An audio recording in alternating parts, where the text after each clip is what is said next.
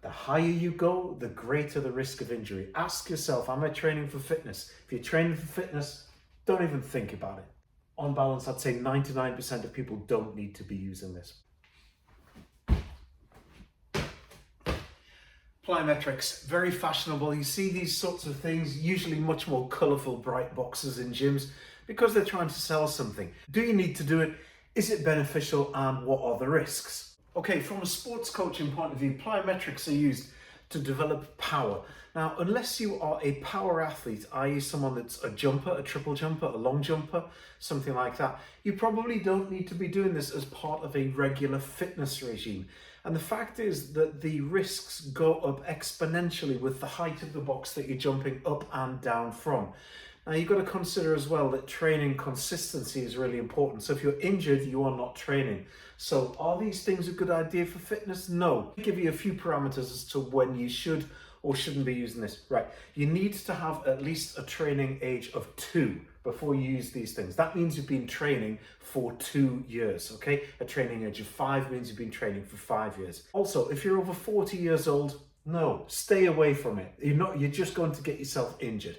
So your optimum really for this is somewhere between the age of 18 and around about 32 years. Beyond there, I would say that there's not too much point in using the things. So why do we see people doing it? Well, we see people doing it because they've seen someone do it on YouTube, and you see people competing against each other for higher and higher jumps.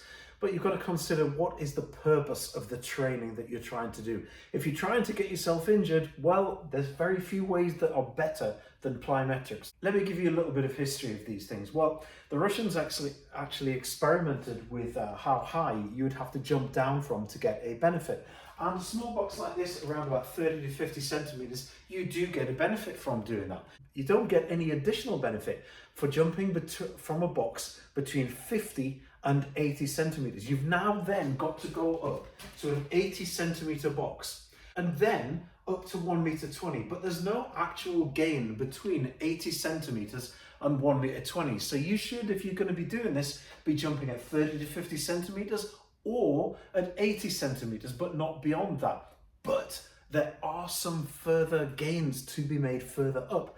Now, once you've gone past that 1 meter 20, you can then go up further. And when I say further, I mean we're talking scary further. We're talking 2 meters 70 up to 3 meters 20.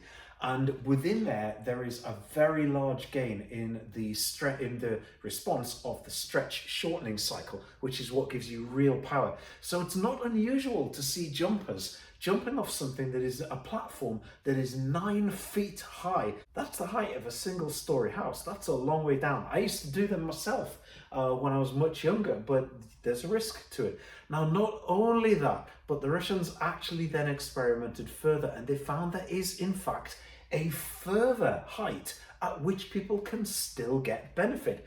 And that lies around about the 4 meters 80 to 5 meters 20.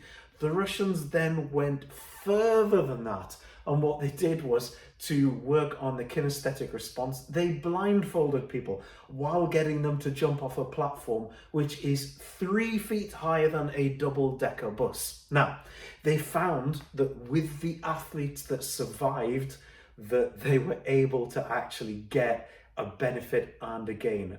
But here's the point: only 1 or 2% of them actually survived. The rest got injured. So the higher you go, the greater the risk of injury. Ask yourself, am I training for fitness? If you're training for fitness, don't even think about it. There's no point. If you're not training for power or you're competing, there is no point.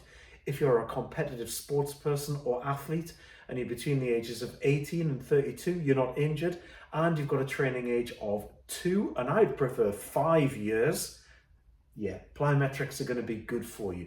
But please do be careful when you're using these things. I know that they're pretty, but make sure that they're stuck down properly, they're not going to move, and make sure you've got good technique, you're fully warmed up. On balance, I'd say 99% of people don't need to be using this. Just my opinion. Let me know in the comments below what you think. Like and subscribe, it does help out. Cheers.